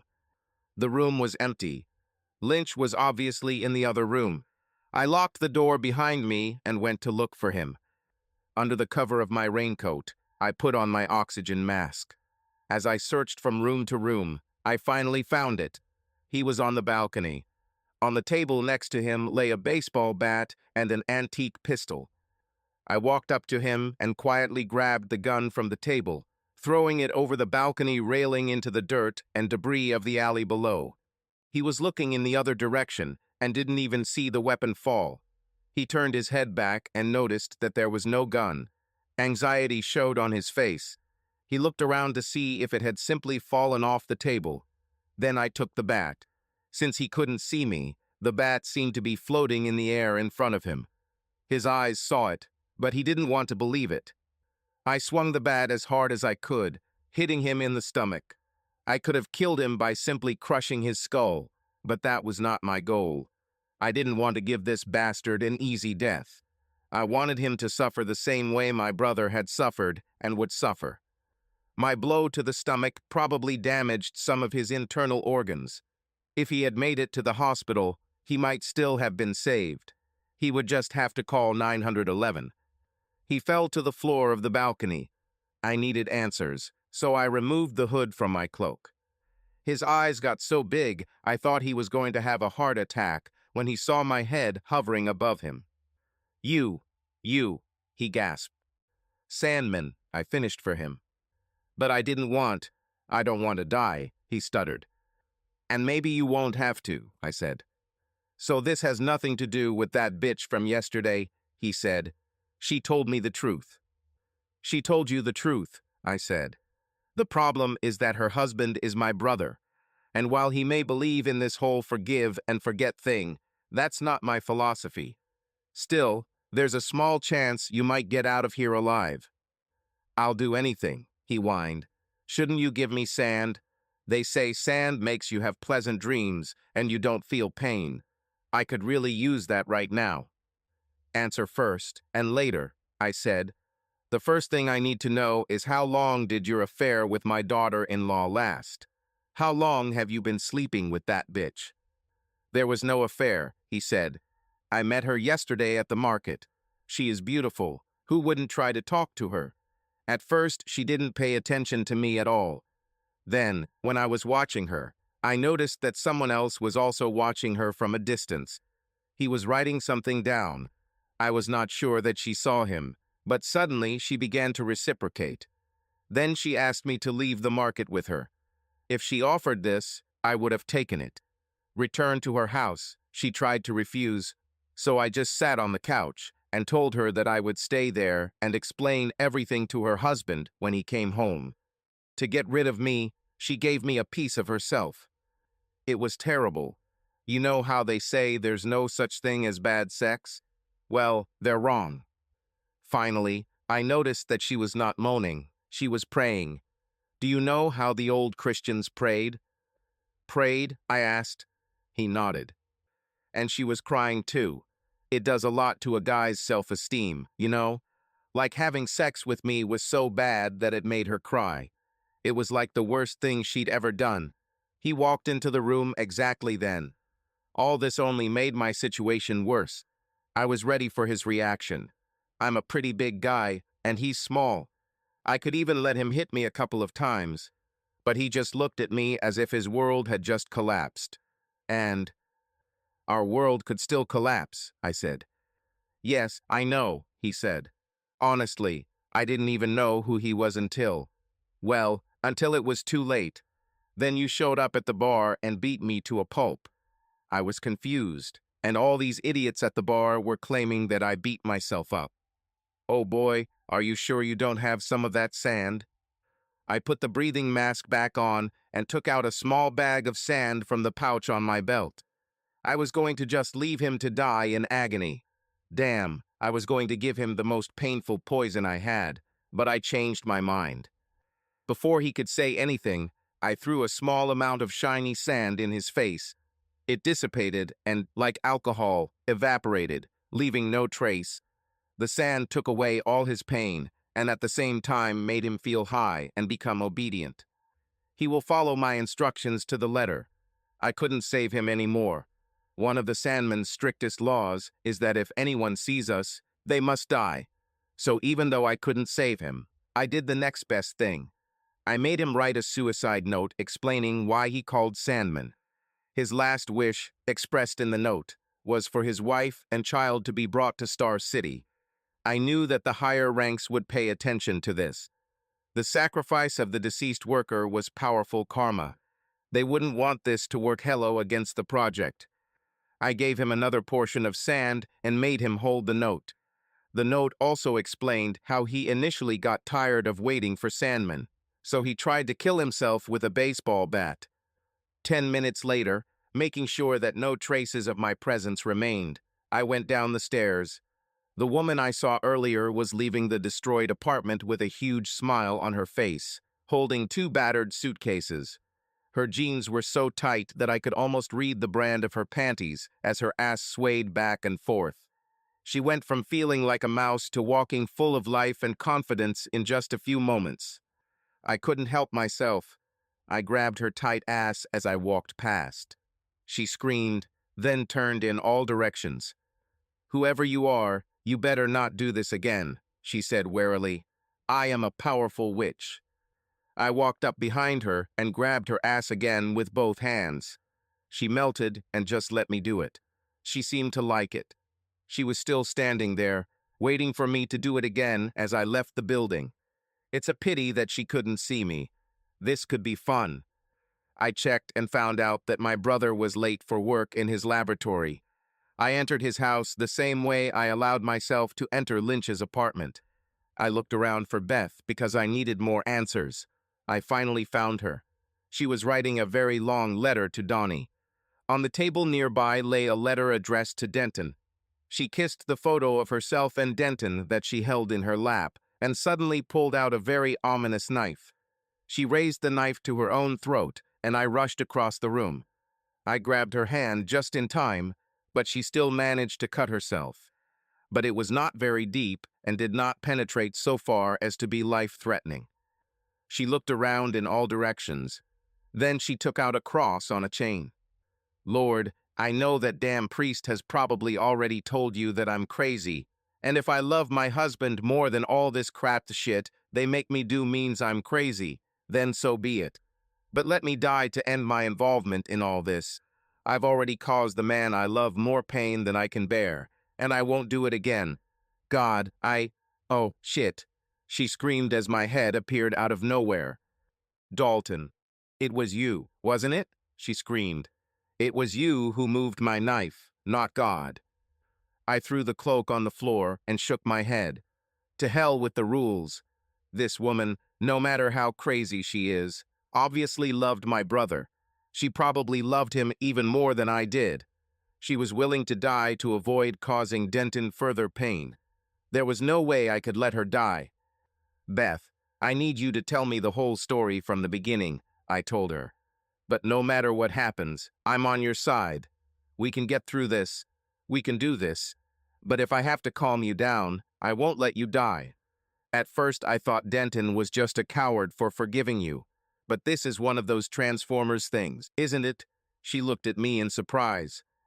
"More than meets the eye, you know," I said. She wiped her tears and looked at me.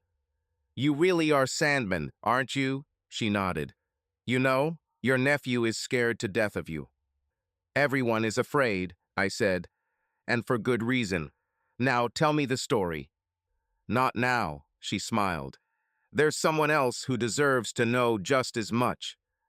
An hour later, the three of us, Beth, Denton, and I, gathered in Denton's office outside his laboratory. One of Denton's endless assistants, a beautiful nerd with an incredible ass, walked his nephew around the plant. I grew up in a very poor village in Brazil, she began her story. From a very early age, like most people in my family, I was involved in the church. 16 years ago, when I was 15, I went to a local monastery to begin the process of becoming a nun. Some time later, after the discovery of Shiva, the church was in turmoil. This happened after the crowds rushed in and the Vatican was robbed. They beat and hanged several cardinals and stole many valuable church icons. It seemed that in the new era religion had failed us. People turned to religion in the face of crisis, as the church has always wanted us to do, and the church has failed us. The Pope and the remaining cardinals, as well as most of the high-ranking officials from most of the world's religions, were in hiding. I, along with several hundred other nuns from all over the world, were sent to a secret training base. I was told that the fate of the church may be in our hands. My diet has changed. My education became draining. I also had to do daily physical exercise that could kill the animal. At the same time, I was pampered and fattened like a lamb before the slaughter. They did everything necessary to ensure my beauty. I was happy. I came from a plus-size family. Therefore, I did not need breast implants. Everything about my body was natural, as you know very well, Denton. The next thing they did was to hammer into us over and over again that in the service of the church we might have to fight its enemies. We didn't have to fight physical battles, but we did have to fight psychological ones. It was almost like acting. We were each assigned a purpose, and our job was to integrate ourselves as deeply into their lives as possible. But at the same time, our task was to convey information and help Christians integrate into projects that were leaving the planet. Denton, as you know, I've helped get a few people places in Star City over the years. Most of these old friends were part of the church, she said. Things didn't go as planned. I was supposed to make you fall in love with me so I could stick around and get information and other things.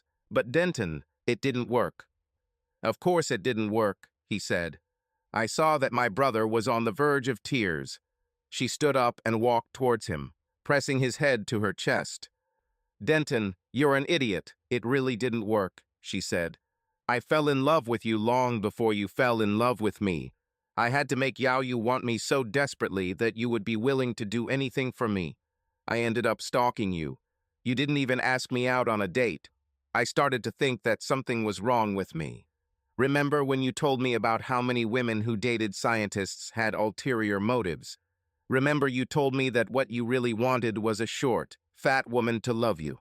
Denton, at that moment I so wanted to be a short, fat woman. After that party, I still had a hard time convincing you to go out with me. You just didn't believe that I could be attracted to you.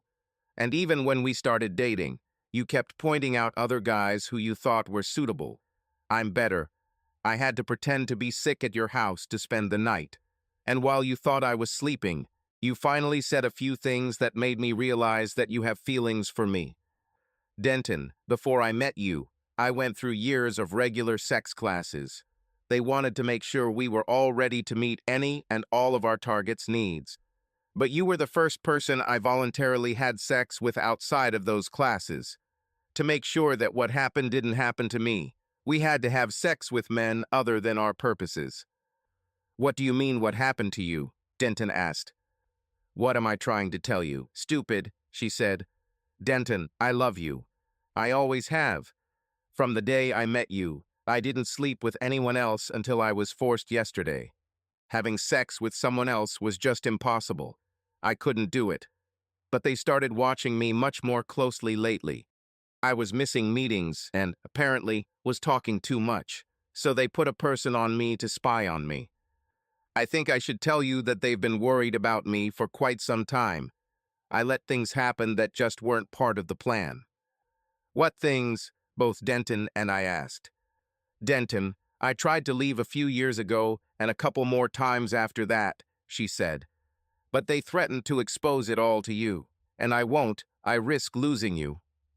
What made you want to leave? Asked Denton. Stupid things, she said, like your love for me. And I constantly got into trouble for doing things that weren't part of the plan. Now I was curious. Which things exactly? I asked again. Like stopping the pills and letting Denton have a baby, she smiled. And after the baby was born, I actually left. They left me alone for almost a month until they needed my help again. And then they started threatening me again and dragged me back. With our baby, I was even more desperate to save our family. But what do they want? Asked Denton. What's all this about? Oh, I know that, I said. It's about faith, isn't it, daughter-in-law? She looked at me in surprise. The big bosses in this church no longer believe what they are supposed to believe. It is no longer about faith in God. It is about faith in the church as an institution. Over the centuries, the church has amassed enormous power. In ancient times, it was because the naive, gullible people saw the Bible and the church as their saviors. The church was the voice of God on earth, and thus had final authority. Kings bowed to the church. Then, during the Renaissance, rebellious minds such as Da Vinci and Galileo began to challenge or refute the doctrines of the church, especially those related to science. The church persecuted some of these scientists and subjugated many more. Over time, as society became more secular, the church maintained its power while becoming richer. Money became power, and the church had a lot of money. By the time Shiva was discovered, the Catholic Church alone had more money than many countries. But all this was based on people's faith that the church spoke on behalf of God. Shiva destroyed many beliefs in the church, and now the battle between the church and the scientists has broken out again. But this time people were not so ignorant. They weren't going to fall for the wine buns. Science at least had a plan to survive this and was working to implement it. The church had nothing. When it was needed most, the church couldn't pull a miracle out of the hat, and people didn't wait for the hand of God to appear from space and knock the asteroid away with its sacred fly swatter. Society was rapidly sliding into hell, and even the highest levels of the church were not really ready to wait for help from above. So they assembled a team of nasty nuns or wholly available girls to infiltrate ships that were about to leave the world, just in case the angels didn't show up. Right? She nodded. The main purpose of the plan was to have many church leaders secretly present on almost every ship. We talked all night, and I noticed that Denton was getting angrier.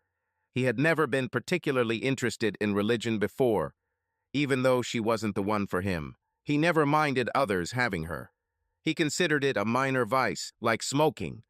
But by the end of our conversation, Denton had truly forgiven Beth, and he was ready to go to war with the church. The next morning, Denton walked into the office of the project's main control board and spoke to them. He told them everything he knew and everything he planned to do. Most of these people didn't care. As long as he gave them his ship, that was his business. Then my brother first acted as regent of science. It took him an entire day to contact all the major projects across the planet, explain what was happening, and forge alliances with them. By early evening, all the projects around the world were working together to get as many people off the planet as possible. Projects shared information and collaborated, sharing resources whenever possible. Denton addressed a virtually universal audience and declared war. He reminded people of Galileo and all the other scientists who were persecuted by the church, and he planted a seed in their minds that was left over from an old sci-fi TV show. Denton looked directly into the camera and asked the question of 7 billion souls at once, the same question that James Tiberius Kirk once asked: why does God need a spaceship? There was silence on the planet as people pondered this question. Denton spoke again after that. He talked about the various ships and the vacancies that their builders create. He talked about the length of the project and what our lives could be like if we all worked together. He said that he had nothing against religion. He thought it was funny, but they attacked science in general and him personally because of greed and lust for power. During the entire speech, my brother kept almost the entire planet in suspense. He gave them a vision of the future. He gave them ideas, and most importantly, he gave them hope. His speech inspired most of the people who heard it. She scared a few more people, and he put one specific group of people, one very specific group of people, to sleep. The priests all over Star City were that group, and Denton did not put them to sleep out of boredom. No, war was declared. So Denton put them to sleep with the Sandmen. Dalton. Denton's speech was just the beginning for Star City. I wish I could hear it in a crowd or on a big TV. I was told it was amazing, but as usual, I had to work. I watched my brother's speech on the small television in the bedroom of an elderly man who, like most of my targets, was unaware of my presence. He listened to the same words that inspired the planet to truly reach for the stars, and he scoffed. If God really needs spaceship travel, my brother said on TV, then it won't be on one of mine. The old man watching TV began muttering to himself in annoyance. He didn't turn off the TV. He simply brushed it off the table, sending it flying, ending in sparks. You should have accepted the offer Beth made you, I said from under my cloak. The old man perked up. He looked around and saw nothing, but felt my presence. I think he thought he was in the presence of a miracle, and despite his faith or appearance of faith, he was scared to death. Jesus, he said, when I suddenly appeared. No, I said, just Dalton Woods. You seriously pissed off my brother. He loves Beth very much. You upset her so much that she almost committed suicide, leaving my nephew without a mother. You would also leave the world without his inspiration. But he was a famous scientist long before they met. That's why he was chosen, the priest stammered, stepping back. Yes, I know, I said, but love does strange things to people. Beth inspired him. Without Beth, he was like a squeezed lemon. You touched Beth, and now he's angry. Not at you personally, but at the church as a whole. So I'll fix it, he faltered. The church has resources. My brother doesn't care about money. Father, I said, he's interested in science. He's always studying something. Now he's studying balance. What does this have to do with me? He asked. You hurt Beth so badly that she almost killed herself. She would have done it if I hadn't stopped her. So now, in the interests of balance, you will kill yourself. Only I will allow you to do it. No, I'm not going to, he said. You are a Sandman. You cannot act unless I call you or ask for your services. That's not the case anymore. Father, I smiled. Now my brother also controls the Sandman. But he began. I raised my breathing mask and spoke through it as he backed away from me in horror. Father, don't you want to see heaven? I asked, the mask's distorted voice giving my words an ominous tone. When he tripped over the cord of a forgotten TV, I waved my hand, sending a cloud of quickly dissipating sand towards him. Pray, Father, I said. We are going to the land of eternal hunts. The next morning, he was found kneeling before his own altar, a note clutched in his clawed hand. The note explained how he forced women to do things against their will and the teachings of his own church, but he was ordered to do so by those above him in the hierarchy. He could no longer live with the shame and pressure, so he called Sandmen. By morning, priests across the planet were persecuted as witches had once been persecuted. Denton and Beth lived happily together until they both died of old age 10 years before Shiva's arrival. Over time, their love only grew stronger. And over time, I also began to better understand how my anger over a situation that I did not fully understand at the time almost cost us all very dearly. I planned to take Beth's life. Although events that happened were not her fault, I actually killed Robert Lynch, which to some extent I still regret. I say to some extent because I kept my promise and arranged for his wife and child to be transported to Star City. In a strange turn of events, 10 years later, his daughter, met my nephew Donnie, who followed in his father's footsteps and became a top scientist. They got married and now have 3 children, all of whom will be going on the ship next year. As I write this, my aging body is causing me so much pain that I no longer want to live. I thought I might wait until Shiva arrived to see if that holy fleishwater existed. I don't know if I can handle another 2 years of this. The desire to taste your own sand grows stronger every day. But don't grieve for me. I have lived a full and exciting life. Although I never found a love like my brother had with Beth. I had many adventures. I even got into a relationship with that crazy woman who thought she was a witch for a while. It didn't work out, but life goes on, and there are more stories in Star City than one old Sandman can tell. And subscribe to our channel so that your second chaff doesn't cheat on you, and go ahead and listen to the next story, because this story is nothing compared to the next one. If you're under 18, don't even think about listening to the next one.